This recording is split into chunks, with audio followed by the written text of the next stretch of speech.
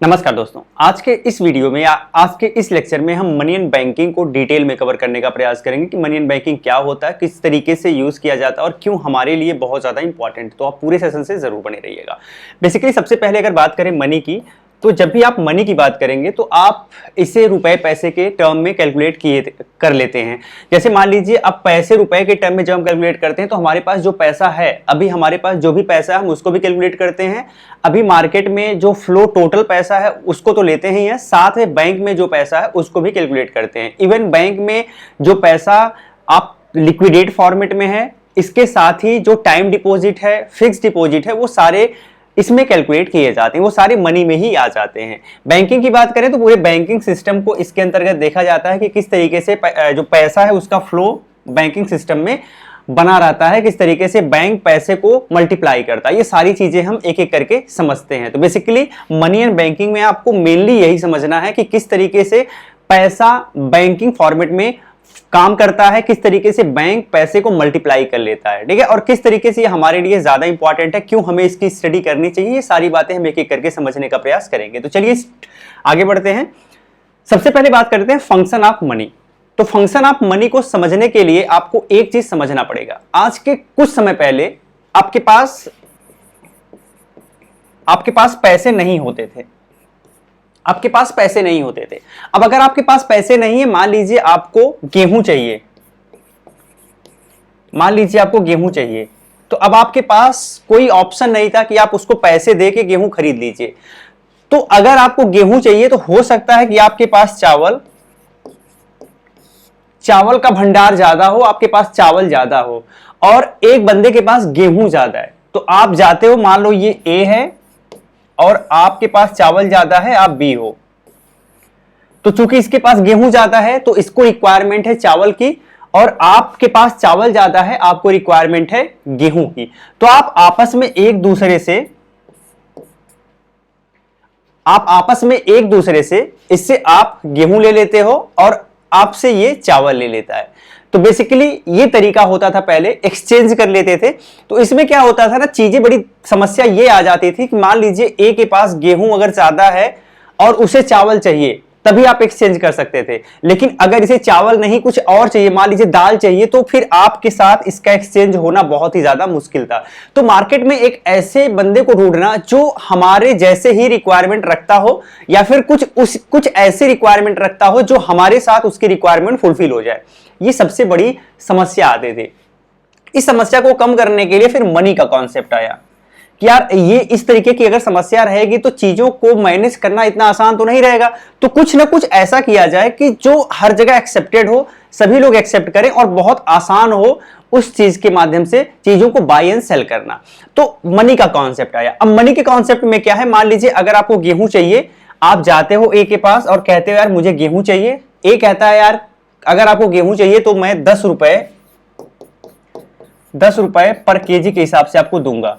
आपने बोला ठीक है यार मुझे 10 किलो चाहिए, मुझे 10 केजी चाहिए और मैं तुमको 100 रुपए देता हूं, मैं तुमको 100 रुपए देता हूं और आप मुझे 10 केजी दे दो। अब ए भी खुश, क्योंकि ए को पैसे मिल गए, ए को पैसे मिले, उसने आपको 100 रुपए दे दिया, उसने आपको 10 केजी गेहूं दे दिया, आपने उसे 100 रुपए दिया, उसका काम पूरा, आपका काम भी पूरा। इसमें फायदा यह हुआ कि ए को कमाई हो गई, ए की कमाई हो गई, उसे 100 रुपए मिल गए और आपको गेहूं मिल गया। कितना आसान हो गया। पहले क्या होता था, हम एक ऐसे बंदे को ढूंढते थे जिसको उसी चीज की रिक्वायरमेंट हो जो हमारे पास एक्सेस मात्रा में हो, तो हम उसे वो देते थे और उसके पास वो चीज एक्सेस मात्रा में हो जिसकी हमें रिक्वायरमेंट हो। बट अब ये आसान हो गया, आप पैसे लेके जाओ और चीजों को खरीद लो। तो मनी का फंक्शन जो है इस मामले में बहुत ज्यादा इंपॉर्टेंट है और चीजों को बहुत आसान कर दिया। ठीक है, तो आपने ये चीज समझा। आते हैं डिमांड फॉर मनी। अब डिमांड फॉर मनी की बात करते हैं। जैसे एग्जांपल के रूप में लीजिए, मान लीजिए आप हो, अब हमारे लाइफ में हमें बहुत सारी चीजें बाई करनी पड़ती हैं, बहुत सारी चीजें बाई करनी पड़ती है। अब जब बहुत सारी चीजें हम बाई करेंगे ना, तो इसके लिए हमें मनी की रिक्वायरमेंट होती है। बहुत सारी चीजें अगर हम बाई करेंगे तो ऐसा तो है नहीं कि फ्री में मिल जाएगा कि यार जाते हैं उससे कहते हैं मुझे ये चीज दे दो, अब वो कहता है ले जाओ यार मैं आपको फ्री में दे देता हूं। ऐसा तो होता नहीं है। बेसिकली आपसे कुछ ना कुछ लिया जाता है और वो जो लिया जाता है वो पैसे के फॉर्मेट में होता है। आपसे पैसा लिया जाता है, आपसे पैसा चार्ज किया जाता है और ये इसलिए चार्ज किया जाता है क्योंकि ये यूनिवर्सली एक्सेप्टेड है। इंडिया का रुपीस पूरे इंडिया में एक्सेप्टेड। आप कहीं भी जाओगे पैसा दोगे सामान आपको मिल जाएगा। कोई ये नहीं कहेगा कि नहीं आप पैसा दे रहे हो मैं सामान आपको नहीं दूंगा, मैं ये पैसा एक्सेप्ट नहीं करूंगा, ये कोई नहीं कहेगा क्योंकि वो एक्सेप्टेड है। ठीक है, गवर्नमेंट आपको ये अथॉरिटी देती है कि आप इससे कुछ भी बाई कर सकते हैं या फिर सेल कर सकते हैं। तो बेसिकली अब आपको बाई करना है तो आपके पास पैसे की जरूरत पड़ेगी। जब आपके पास पैसे की जरूरत पड़ेगी तो आप मनी की डिमांड करोगे। मनी की डिमांड करोगे तो मनी की डिमांड करोगे तो ये जो आपका मनी का डिमांड है ये फुलफिल किया जाएगा और इस तरीके से आपके पास पैसा होगा। अब जब आपके पास पैसा होगा तो बहुत सारी चीजें आप जाके खरीद सकते हो। अपने हिसाब से आपको क्या चीज चाहिए वो आसानी से आप पैसे पे करके खरीद सकते हो। तो एक चीज आप ध्यान रखना है कि जब भी मनी की डिमांड कब बढ़ती है, जैसे मान लीजिए मार्केट में इंटरेस्ट रेट बहुत ज्यादा है, ठीक है, इंटरेस्ट रेट बहुत ज्यादा है, मार्केट में इंटरेस्ट रेट बहुत ज्यादा है, लोगों को अच्छा खासा पैसा मिला, अच्छा खासा कमाई हो रही है। जब अच्छी खासी कमाई होगी तो लोग मनी की डिमांड कम करेंगे। लोगों को लगेगा यार ठीक है यार पैसे को बैंक में रख लेते हैं, कुछ कमाई हो जाएगी, कुछ पैसा बढ़ जाएगा, तो लोग मनी की डिमांड कम करेंगे। लेकिन मान लीजिए इंटरेस्ट रेट अगर कम हो गया, इंटरेस्ट रेट कम हो गया तो लोग खर्च करना ज्यादा प्रेफर करेंगे, तो पैसे की डिमांड बढ़ जाएगी। ठीक है, तो मनी की डिमांड इस केस में बढ़ जाएगी। ये आगे हम देखेंगे, इसके बारे में डिटेल में समझने का प्रयास करेंगे। अब यहाँ पे जब भी डिमांड ऑफ मनी की बात आती है या डिमांड फॉर मनी की बात आती है तो यहां आरबीआई एंड कॉमर्शियल बैंक इन दोनों का बहुत इंपॉर्टेंट रोल होता है। आरबीआई बेसिकली जो लिक्विडिटी होती है ना उसको मैनेज करने का काम करती है, वो करती है मॉनेटरी पॉलिसी के द्वारा। कॉमर्शियल बैंक जो है वो पैसे को मल्टीप्लाई करता है, पैसे को बढ़ाने का काम कॉमर्शियल बैंक करता है। वो कैसे करता है आगे देखेंगे, लेकिन इन दोनों का रोल जो है ना ये बहुत ज्यादा इंपॉर्टेंट है। तो आगे ये भी समझने का प्रयास करेंगे अगली स्लाइड में। अब आप देखो सप्लाई ऑफ मनी आपको पढ़ना है कि मनी जो आ रहा है, जो पैसा आ रहा है वो कैसे आ रहा है और किस फॉर्मेट में आ रहा है। अब सबसे पहले इसमें दो नाम आपको याद रखना है, एक सेंट्रल बैंक का नाम याद रखना है, दूसरा कॉमर्शियल बैंक का नाम याद रखना है। जब भी पिछली साइड में मैंने आपको बताया था कि commercial bank and central bank बहुत ज्यादा इंपॉर्टेंट होते हैं। अब जब भी बात करेंगे सेंट्रल बैंक की तो इसे आप बैंक ऑफ बैंक, इसे बैंकों का बैंक आप बोल सकते हो। ठीक है, बैंकों का बैंक आप बोल सकते हो। इसका बेसिकली काम, इसमें आप अकाउंट ओपन नहीं करवा सकते। आप जाके ये नहीं कहोगे कि यार आरबीआई से कहोगे भाई मुझे अपना अकाउंट ओपन करना है तो आप अकाउंट ओपन कर दो, तो आप ये नहीं, इंडिविजुअल का अकाउंट यहां पे ओपन नहीं हो सकता। बट पैसे या फिर हम कह सकते हैं तरलता को मैनेज करने का काम ये जबरदस्त करता है। मार्केट में कितना मनी रहेगी, कितना मनी नहीं रहेगी, कितना स्टॉक कर लेना है, कितना मनी उसमें सर्कुलेट करना है, ये सारा आरबीआई डिसाइड करता है। वो कैसे डिसाइड करता है तो इसका नाम होता है मॉनेटरी पॉलिसी। मॉनेटरी पॉलिसी के द्वारा ये सारी चीजें आरबीआई के द्वारा डिसाइड किया जाता है। अब आरबीआई यहां पे जो सेंट्रल बैंक है ना, जब सेंट्रल बैंक की बात आती है तो इंडिया में आरबीआई है। अलग अलग देशों में अलग अलग सेंट्रल बैंक होते हैं। इंडिया के केस में आरबीआई, और हमें इंडिया के केस में जानना है कि सेंट्रल बैंक है कौन। आरबीआई का पूरा नाम होता है रिजर्व बैंक ऑफ इंडिया। ठीक है, रिजर्व बैंक ऑफ इंडिया, और यही पूरा का पूरा ये मामला जो मॉनेटरी पॉलिसी का मामला है ये सॉल्व करता है, देखता है। अब इसके माध्यम से ही मनी सप्लाई बढ़ती है। अब मान लीजिए मार्केट में पैसे कम है, पैसे की जरूरत है। अगर पैसे मार्केट में कम है तो सामान्य सी बात है कि हमारी अर्थव्यवस्था उस लेवल पे ग्रो नहीं करेगी जैसा होना चाहिए। तो मंदी की सिचुएशन आएगी तो मार्केट में पैसे बढ़ाना है तो आरबीआई मॉनेटरी पॉलिसी के द्वारा पैसे बढ़ाने का प्रयास करेगी, मनी बढ़ाने का प्रयास करेगी। इसके लिए कुछ चीजों का यूज किया जाएगा, जैसे कि जितने भी जो रेट हैं, जैसे repo, reverse repo rate, SLR, ठीक है, सीआरआर, ये सारे जो हैं इनको कम कर दिया जाएगा। इनको कम कर दिया, जो बहुत सारे रेट्स हैं उनको कम कर दिया जाएगा। तो जैसे इनको आप कम करोगे ना, मार्केट में पैसे का फ्लो बढ़ेगा। तो मार्केट में पैसे का फ्लो बढ़ेगा तो ऑटोमेटिक मनी सप्लाई बढ़ जाएगी और सारी चीजें सिस्टम से चलने लगेंगी। तो ये काम होता है इनका। कॉमर्शियल बैंक का क्या काम होता है कि कॉमर्शियल बैंक में आप जाके अकाउंट ओपन करवा सकते हो, जैसे state bank of India, union bank of India, bank of Baroda, ऐसे हैं ये कॉमर्शियल बैंक है। इनमें जाओगे आप कहोगे यार मुझे अकाउंट ओपन करना, आप अकाउंट ओपन कर सकते हो। आप पैसे जमा कर सकते हो, जो पैसा आपने जमा किया उसकी निकासी कर सकते हो। इवन एक बहुत ज्यादा इंपॉर्टेंट चीज होता है कि आप लोन ले सकते हो। तो लोन ले सकते हो। ये जो लोन देते हैं ना, ये जो लोन देते हैं ना, यही इनके कमाई का सबसे इंपॉर्टेंट जरिया है, क्योंकि जब आप लोन देते हैं ना, तो वो पैसा फिर और लोगों को भी सर्कुलेट होता है। तो जैसे एग्जांपल के रूप में आगे हम समझेंगे, और इससे बैंक को रेट ऑफ इंटरेस्ट मिलता है, जिससे बैंक की कमाई होती है। तो ये बड़ा इंपॉर्टेंट है, आगे आप डिटेल में समझिएगा। चलिए आगे बढ़ते हैं, और इस वाली स्लाइड में आप समझने का प्रयास करिए कि मनी जो है मल्टीप्लाई कैसे होती है, कितना टाइम मल्टीप्लाई होती है और कैसे मल्टीप्लाई होती है। तो इसमें एक सबसे पहले राउंड 1 लिखा है, इसके बाद डिपॉजिट इन बैंक है, रिक्वायर्ड रिजर्व है, लोन मेड बाय बैंक है। 4 कॉलम में दिया हुआ। सबसे पहला एक बंदा आता है, ए नाम का मान लीजिए कोई बंदा है, वो आता है मार्केट में और कहता है, यहाँ पे कलर में चेंज कर लेता हूं थोड़ा सा, ये तो वो बंदा आता है और बैंक में 100 रुपए जमा करता है।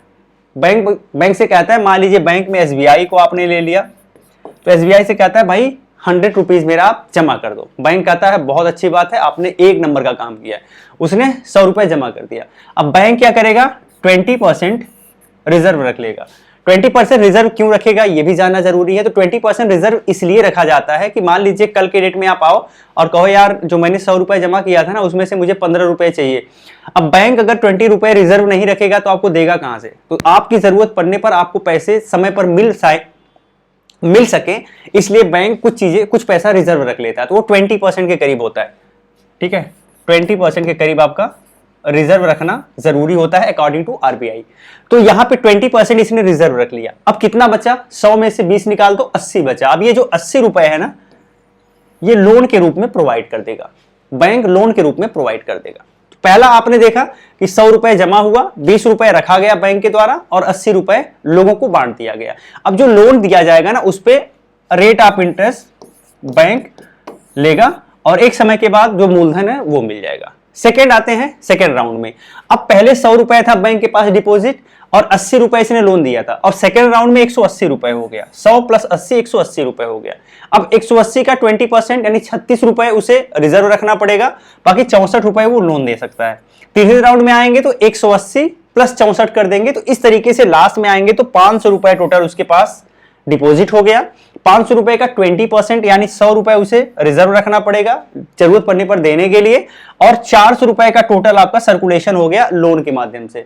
तो इस तरीके से आपने देखा कि स्टार्टिंग में 100 रुपए ही था और 80 रुपए लोन पे था, लेकिन धीरे धीरे जैसे जैसे बढ़ते बढ़ते ये 100 रुपए आपका 500 रुपए के डिपॉजिट में कन्वर्ट हो गया। बैंक ने इसमें क्या किया, बैंक ने लोन बांटा और वो लोन बांटते बांटते बांटते बांटते ये 100 रुपए आपका 5 गुना हो गया। ठीक है, तो मनी यहां मल्टीप्लाई हो गई। अब आपको ये ध्यान देना है कि कितने टाइम मल्टीप्लाई हो सकती है।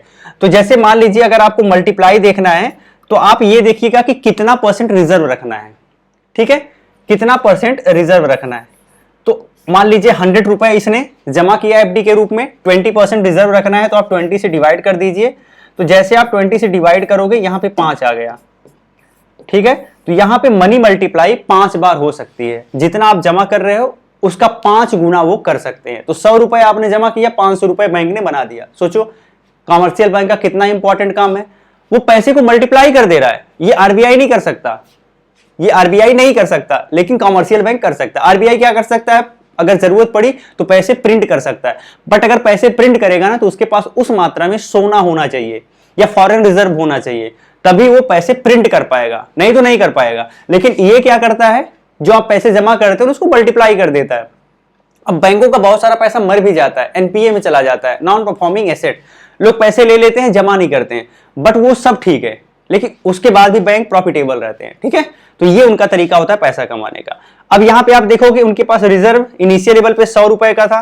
ठीक है, डिपॉजिट 100 प्लस 400 500 रुपए हो गया। लोन इन्होंने 400 रुपए का दिया, टोटल 500 रुपए इनके पास एसेट है और 500 रुपए की लाइबिलिटी है। अंडरस्टैंड, आई थिंक आप सबको अच्छे से समझ आया होगा। आगे बढ़ते हैं। अब यहां पे आपको लिखना है policy tool for control money supply, ये लिखा नहीं है।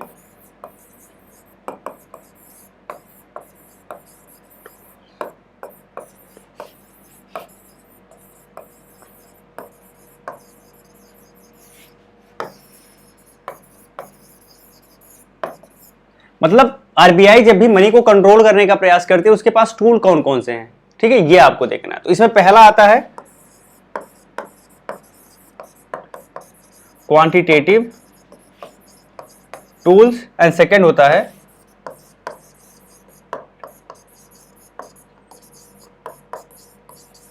Qualitative tools.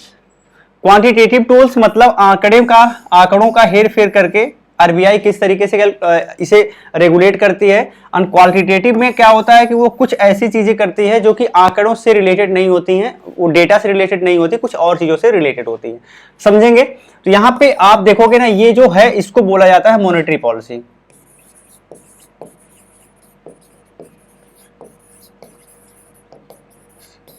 अभी मैंने पिछले स्लाइड में आपको बताया था, इसके पहले वाले स्लाइड में या फिर उसके पहले वाले स्लाइड में, कि आरबीआई जब भी क्वांटिटेटिव टूल का यूज करती है तो कुछ रेट्स होते हैं उनको कट करती है या उनको बढ़ाती है। तो वो कौन कौन से हैं? पहला तो रेपो रेट, दूसरा reserve repo rate. Reserve repo rate हमेशा रेपो रेट से कम होती है। CRR, cash reserve ratio, SLR, ठीक है। इसके अलावा OMO होता है, MSF होता है, मार्जिन स्टैंडिंग फैसिलिटी। तो ये कुछ रेट्स होते हैं। अब मान लीजिए मार्केट में पैसे ज्यादा चाहिए, तो जब मार्केट में पैसे ज्यादा चाहिए तो इन रेट्स को कम कर दिया जाता है, सारे रेट्स को कम कर दिया जाता है, ठीक है। सारे रेट्स को कम कर देंगे, जैसे कम करेंगे रेट्स, ब्याज दर सस्ता हो जाएगा, मार्केट में और ज्यादा पैसा इन्वॉल्व होगा। जैसे मान लीजिए कॉमर्शियल बैंक के पास 100 रुपए है, ठीक है, और अभी रेट ऑफ इंटरेस्ट 5 रुपए था। अब रेट ऑफ इंटरेस्ट जो है वो कम कर दिया गया, 4% कर दिया गया। तो इनके पास जो पैसे हैं ना, वो आरबीआई से इन्हें सस्ते मिलेंगे। जब पैसे इन्हें सस्ते मिलेंगे तो ये सस्ते में बांट भी सकते हैं, तो मार्केट में और ज्यादा पैसे का फ्लो बढ़ेगा, ये समझना है आपको, ठीक है। तो इस तरीके से आपने देखा कि जब भी मार्केट में ज्यादा पैसा चाहिए, पैसे का फ्लो बढ़ाना है, आरबीआई इन सारे रेट्स को कम कर देगी। और जब भी पैसे कम चाहिए मार्केट में, अभी मार्केट में बहुत सारा पैसा, महंगाई बढ़ रही है, तो आरबीआई पैसे को खींचती है, मतलब शॉक करती है। अब जब शॉक करना है तो इंटरेस्ट रेट बढ़ा देगी, इस सारे के इंटरेस्ट रेट को बढ़ा देगी। आपने समझ लिया। ओपन मार्केट ऑपरेशन, OMO का मतलब होता है ओपन मार्केट ऑपरेशन। जैसे जो भी बॉन्ड्स हैं जो आरबीआई जारी करती है, तो जब मार्केट में ज्यादा पैसे चाहिए तो सारे बॉन्ड्स को आरबीआई खरीद लेती है। जब खरीदेगी तो उन लोगों के पास पैसे जाएंगे, तो ज्यादा पैसा मार्केट में हो गया। जब मार्केट से पैसा सॉक करना है तो आप देखोगे आरबीआई बेच देती है, तो जब आरबीआई बॉन्ड बेचेगी लोगों का पैसा सॉक कर लेगी। तो ये एक तरीका होता है। दूसरा होता है क्वालिटेटिव टूल। यानी क्वालिटेटिव टूल में क्या होता है कि पहली बात तो वो बैंकों को गाइडेंस दे सकती है। तो पहला तो ये हो सकता है कि वो बैंकों को गाइड कर सकती है कि भाई ऐसे लोगों को ही सिर्फ लोन देना है और इसके अलावा और किसी को लोन नहीं देना है। मार्जिन रिक्वायरमेंट, अब मार्जिन रिक्वायरमेंट का मतलब आप समझिए। जैसे मान लीजिए अगर आप बैंक अगर आपको लोन दे रहा है तो बदले में कुछ चीजें हो सकता है गिरवी रखे, ठीक है, या कोई एसेट आपको दिखाना पड़े, तो आरबीआई कहती है ना कि अगर क्वालिटेटिव टूल का यूज करेगी और पैसे बढ़ाना है मार्केट में, तो कहेगी कि यार इनसे अगर इनके पास कम एसेट है ना, तब भी आप इनको लोन दे दो, कोई दिक्कत नहीं है। लेकिन अगर पैसे सॉक करना, पैसे कम करना, लोन कम बांटना है, तो कहेगी कि आप मार्जिन रिक्वायरमेंट बढ़ाओ, ज्यादा पैसे चाहिए उनके पास। अगर उनके पास ज्यादा एसेट देखोगे तभी आप लोन दो, नहीं तो मत दो। तो पैसे जब ज्यादा एसेट आपसे मांगा जाएगा तो हो सकता है आपके पास हो ही ना, तो आपको हो सकता है लोन ही ना मिले, एक रीजन ये हो सकता है। दूसरा मैंने बताया मोरल सुएशन।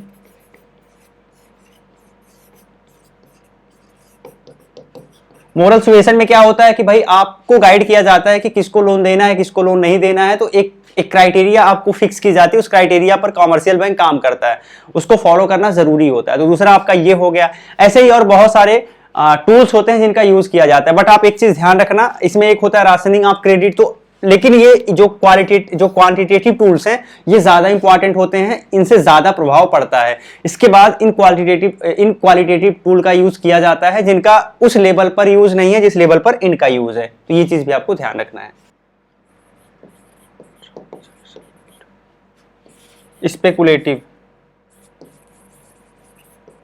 स्पेकुलेटिव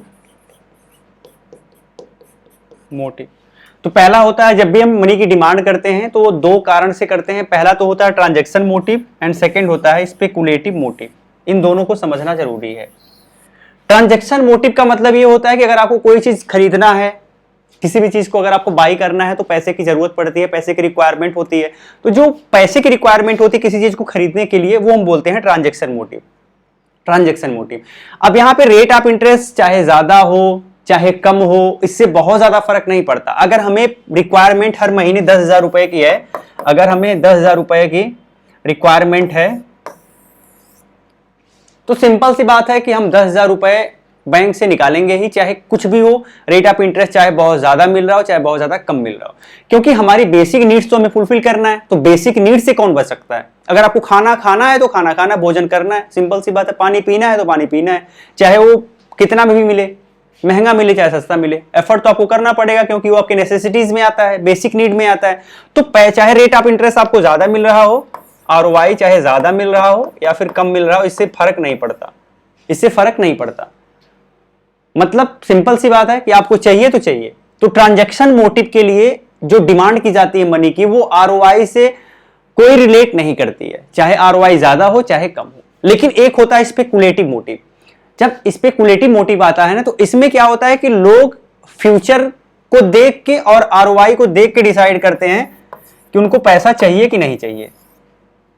ठीक है, एग्जाम्पल के रूप में एग्जाम्पल ले लेते हैं। मान लीजिए आपको ये लग रहा है ना कि फ्यूचर में चीजें बहुत अच्छी होने वाली हैं और मतलब हमारी जो अर्थव्यवस्था बहुत अच्छा रन करने वाली है, तो आपको लग रहा है यार यहाँ पे आरओआई जो है फ्यूचर में आपको अच्छा मिलेगा, तो आप मनी की डिमांड कम कर दोगे।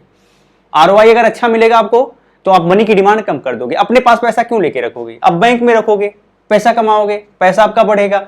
लेकिन अगर आपको ये लग रहा है कि आरओआई फ्यूचर में और ज्यादा खराब होने वाला और अभी भी खराब है, तो आप पैसे की डिमांड बढ़ा लोगे। कहोगे यार मैं यहाँ पे क्यों अपना पैसा होल्ड करूं, बैंक में क्यों होल्ड करूं, मैं अपने पास रखूंगा अपना पैसा। तो लोग पैसे की डिमांड बढ़ा देते हैं। तो स्पेकुलेटिव मैटर, जो स्पेकुलेटिव है मोटिव, उसमें आरओआई सीधे सीधे रिलेट करता है। मतलब आरओआई ज्यादा तो सॉरी इनवर्सली रिलेट होता है। आरओआई ज्यादा है तो मनी डिमांड कम रहेगी, और आरओआई कम है तो मनी डिमांड बढ़ जाएगी। ये चीज आप नोट कर लीजिएगा।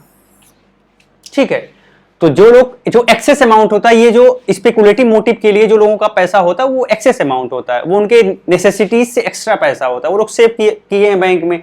तो अब वो देखेंगे कि आरओआई ज्यादा है, मतलब फायदा हमको ज्यादा मिलने वाला है, तो पैसे हम क्यों मांगे, रहने दो बैंक में, पैसा बढ़ेगा। ठीक है, तो ये इसका मेन मोटिव हो गया। अंडरस्टैंड हो गया होगा आपको। इसके बाद एक आता है मनी सप्लाई।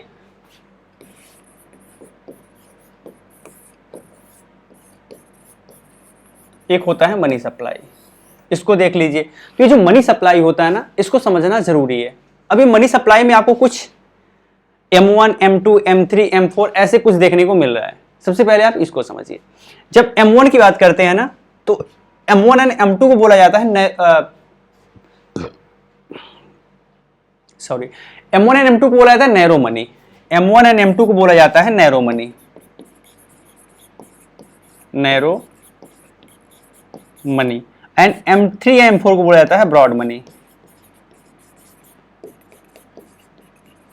इनको बोला जाता है ब्रॉड मनी। ये चीज आपको ध्यान रखना है। अब ये नैरो मनी क्यों बोला जाता है? क्योंकि इसमें लिक्विडिटी ज्यादा होती है। आप आज पैसा चाहो, आपके पास अभी पैसा आ जाएगा, तो लिक्विडिटी ज्यादा होती है, इसलिए इसे नैरो मनी बोला जाता है। ये ब्रॉड मनी, ये ब्रॉड कॉन्सेप्ट है, इसमें लिक्विडिटी कम होती है। तो अगर M1 की बात की जाए, तो M1 में आपके पास जो कैश है, पब्लिक के पास जो कैश है, वो भी होता है कैलकुलेट, और बैंक के पास जो डिमांड में कैश है, मतलब जो हार्ड कैश है, जो कभी भी आप ले सकते हो, आपने जमा किया, आप कभी भी आप मांग सकते हो, ले सकते हो, वो भी कैलकुलेट किया जाता हो। तो पब्लिक के पास जो पैसा है और बैंक में जो पैसा भी सर्कुलेशन में, वो पैसा दोनों इसमें कैलकुलेट कर लिया जाता है। तो सबसे ज्यादा लिक्विड होता है, क्योंकि आज अगर आपको जरूरत है तो उस पैसे को आज आप खर्च कर सकते हो। आज जरूरत है, बैंक में गए, अपने सेविंग अकाउंट से पैसा निकाल लिए, दैट इज ठीक है। तो ये बहुत ज्यादा लिक्विड होता है। सो M1 इसे नैरो मनी बोला जाता है।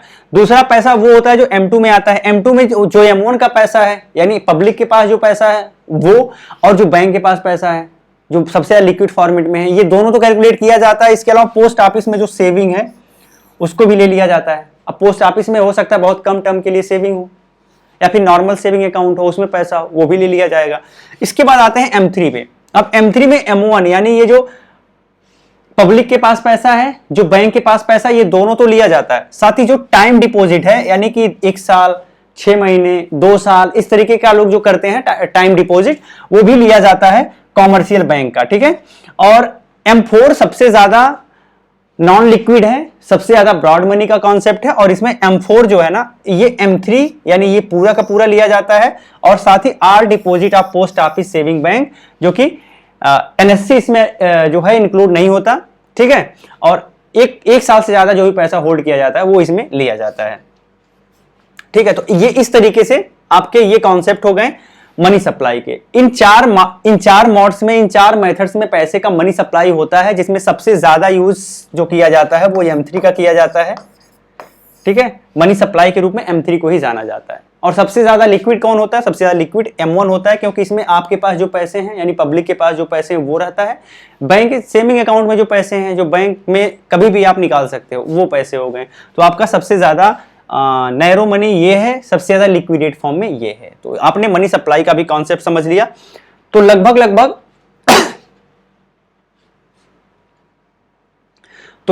मनी इन बैंकिंग के सारे कॉन्सेप्ट आप समझ चुके हैं। एक इसमें आता है मोनेटाइजेशन।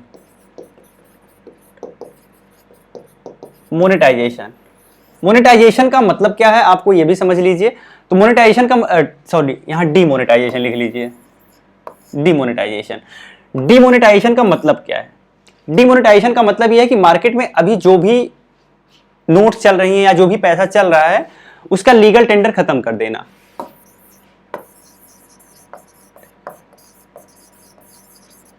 इसका लीगल टेंडर खत्म कर दिया जाए सरकार के द्वारा कह दिया जाए कि अब ये पैसा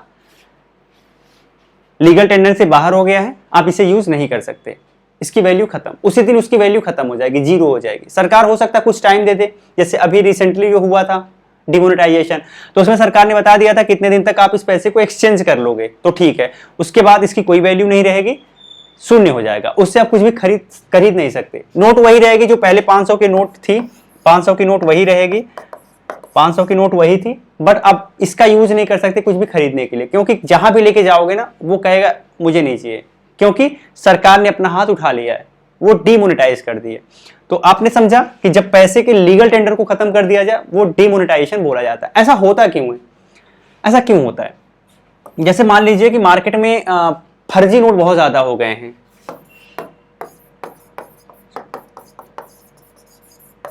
डुप्लीकेट नोट बहुत ज्यादा हो गए हैं। जैसे मान लीजिए 500 रुपए का आपके पास ओरिजिनल है, हो सकता है फर्जी कोई प्रिंट कर रहा हो और बेच रहा हो, चला रहा हो। बहुत ज्यादा मात्रा में फर्जी नोट्स हो गए हैं, पैरेलल मनी चल रही है, तो ये एक इसके कारण भी किया जा सकता है, जिससे इसमें अंकुश लगे, ठीक है।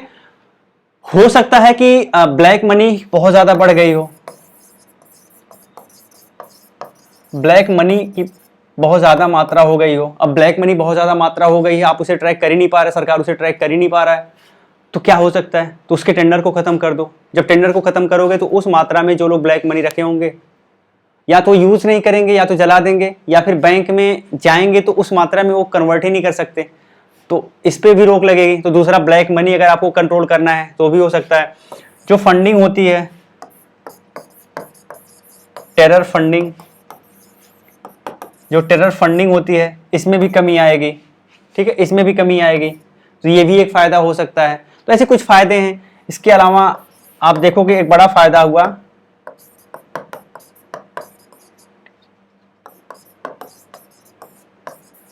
डिजिटाइजेशन आपका बढ़ा है, ठीक है। जब डिमोनेटाइजेशन हुआ उसके बाद लोग डिजिटल फॉर्मेट में पैसों का यूज करना ज्यादा कर दिए।